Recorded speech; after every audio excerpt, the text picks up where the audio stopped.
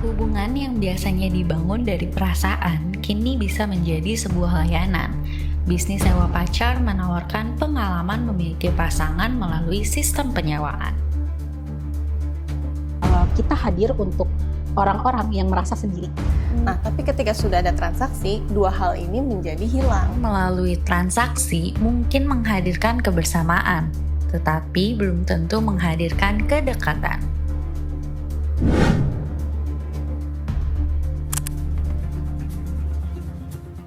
Di tengah rutinitas yang padat, tidak semua orang sempat menjalin hubungan romantis. Dan kini, sebagian orang memilih jalan yang berbeda, yaitu menyewa pasangan sementara.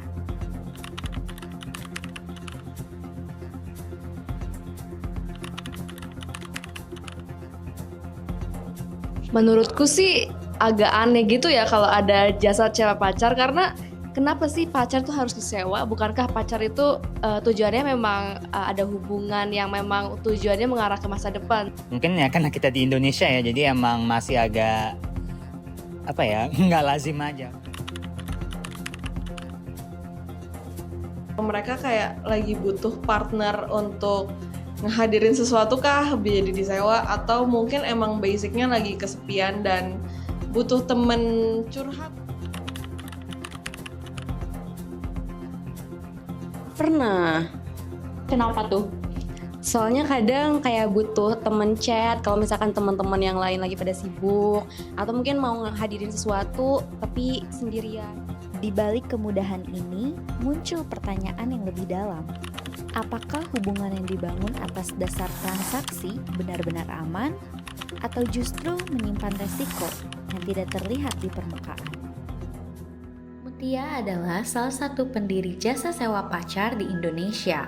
Layanan ini ia bangun dari pengalaman pribadi dan kini berkembang mengikuti perubahan cara masyarakat membangun relasi di era digital. Awal mulanya sih gara-gara kebetulan ya. Aku nih basicnya kan dari Jepangan ya.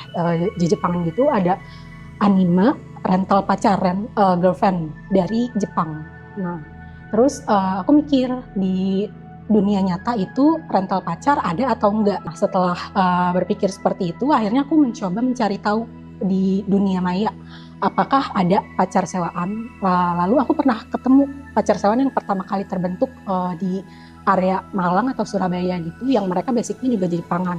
Nah, terus aku iseng untuk daftar ke sana, tapi nggak diterima. Akhirnya aku membuat kayak flyer sendiri gitu, terus aku bikin data diri aku untuk aku share di sosial media kalau aku ingin memberikan jasa layanan pacar sewaan. Dulu tuh pertama kali aku muncul dari Twitter, kalau sekarang X.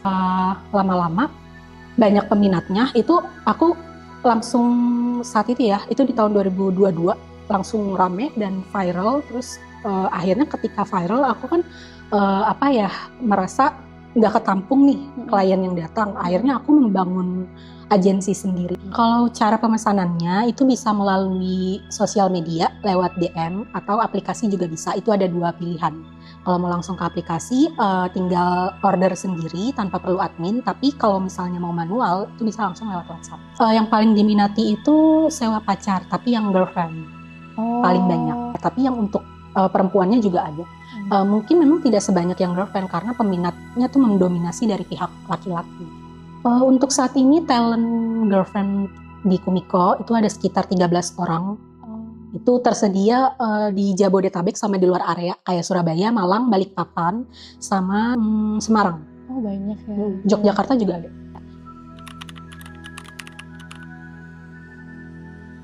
Batasannya sih nggak ada, asalkan jangan 18+ atau berbuat tidak senonoh.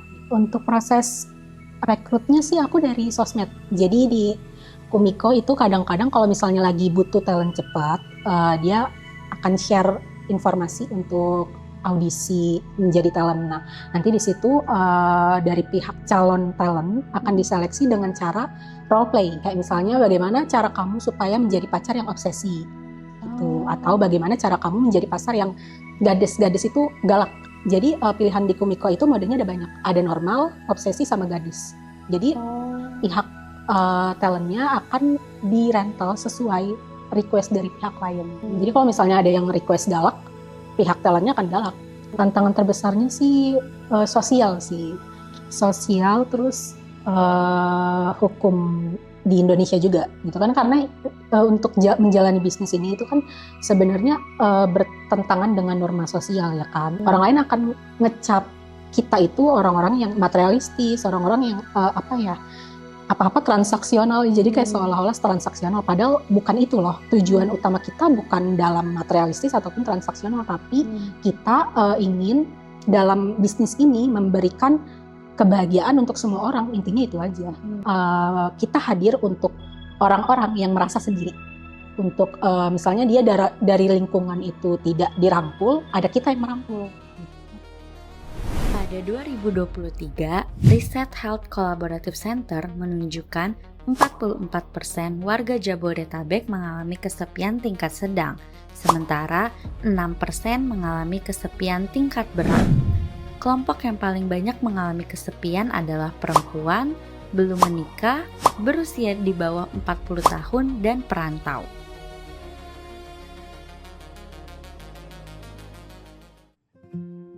Di usianya yang baru menginjak 22 tahun, Tata baru saja menyelesaikan pendidikan sarjananya di Malang. Namun, masa transisi menuju dunia kerja ternyata tidak hanya membawa tantangan karir, tetapi juga tantangan emosional. Belum lama setelah lulus, Tata harus menghadapi putusnya hubungan yang telah terjalin selama masa perkuliahan. Sejak saat itu, rutinitas yang sebelumnya dijalani bersama berubah menjadi aktivitas yang harus dihadapi sendiri. Di tengah kesibukannya mencari pekerjaan, Tata mengaku kerap merasa kesepian. Pengalaman inilah yang kemudian membawanya untuk mencoba berbagai cara dalam mencari teman dan koneksi baru.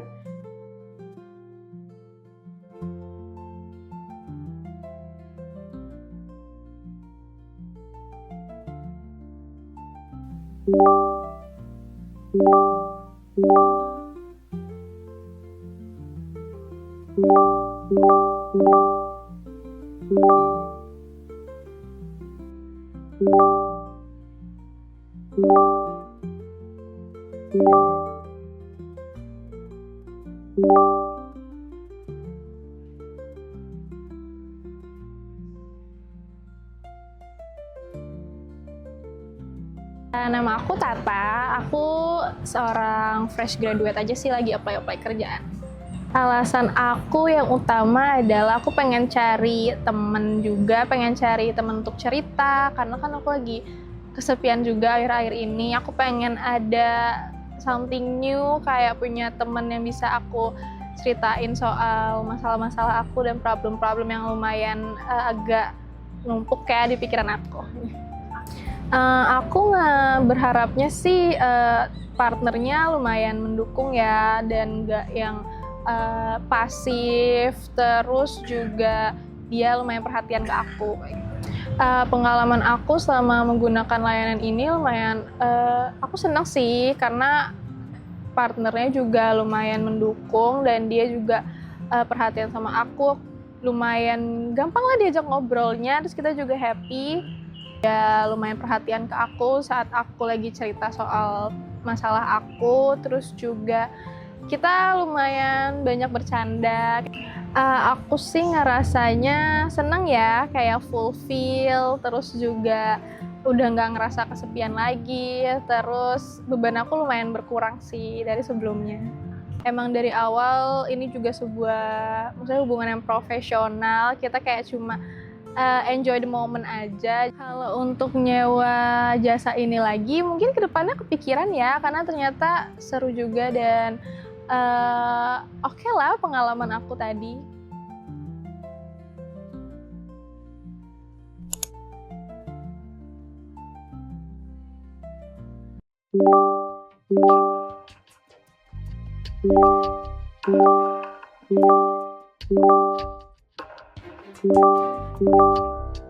Hari ini saya mencoba menjadi bagian dari sistem tersebut, bukan sebagai pengamat, tapi sebagai pengguna.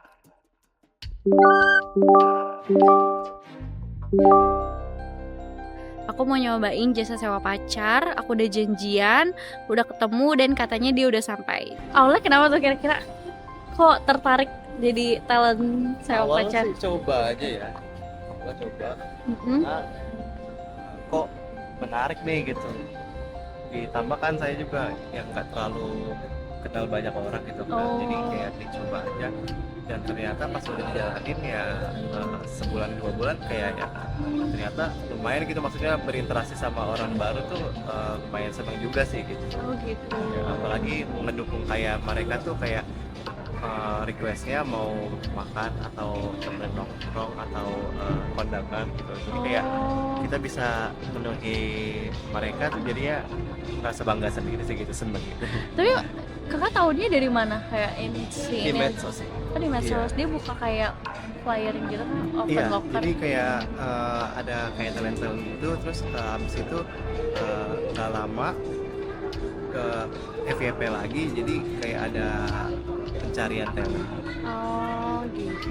Tapi enjoy gak kak ngejalaninnya? Enjoy sih, karena nggak yang terlalu dipaksa atau gimana gitu, jadi tergantung kitanya free atau enggak. Kalau ini pernah gak sih ada kayak pengalaman gak enak gitu yang ini tuh kalau misalkan janjiannya di tempat ini terus nggak ke tempat yang sesuai janjian itu ketahuan gak sih? Kita ada ininya sih, maksudnya ada aplikasinya, jadi kayak di mapping gitu dari aplikasi tersebut gitu. Jadi kayak kalau misalkan ada kenapa-napa tuh ketahuan gitu, jadi dilihat dari si manajemennya.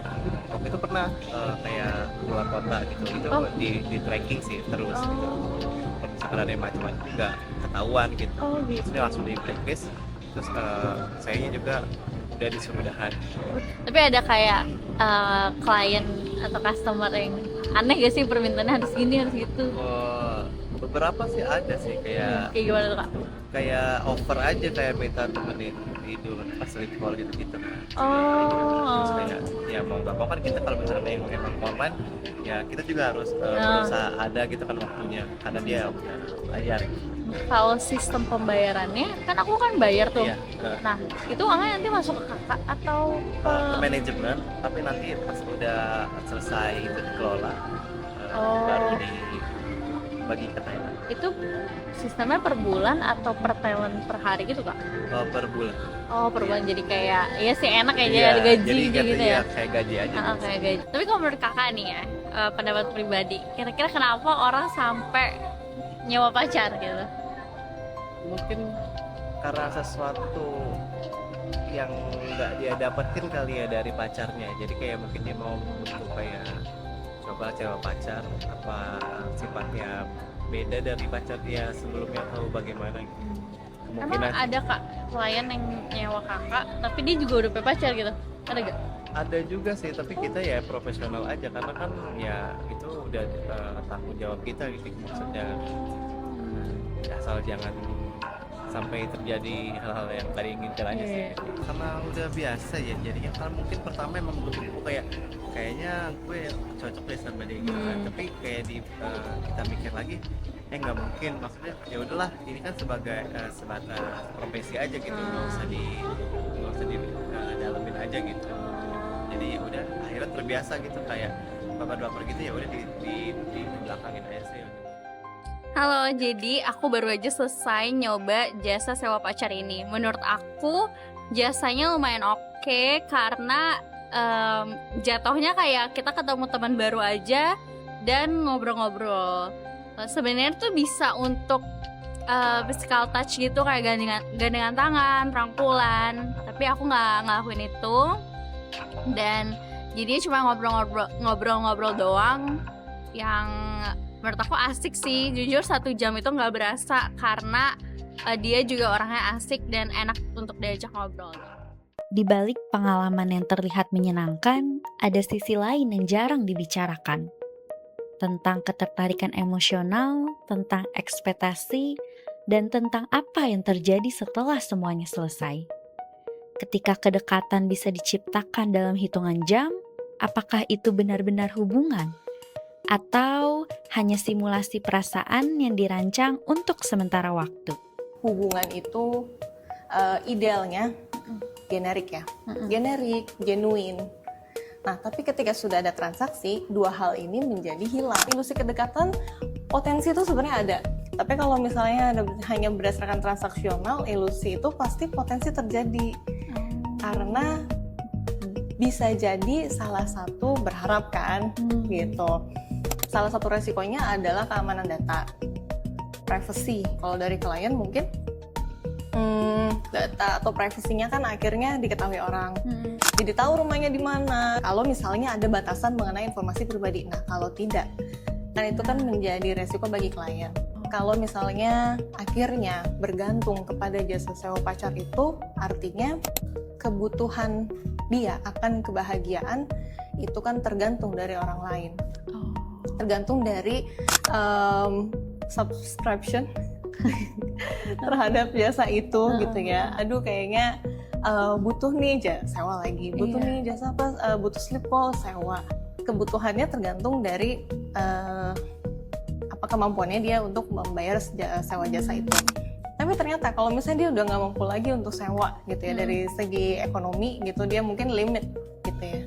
Akhirnya dia menggantungkan kebahagiaan kepada siapa gitu. Tapi kalau misalnya dia mau belajar untuk memulai hubungan dengan baik, itu ada potensi kok untuk juga dia bisa belajar untuk berkompromi tadi.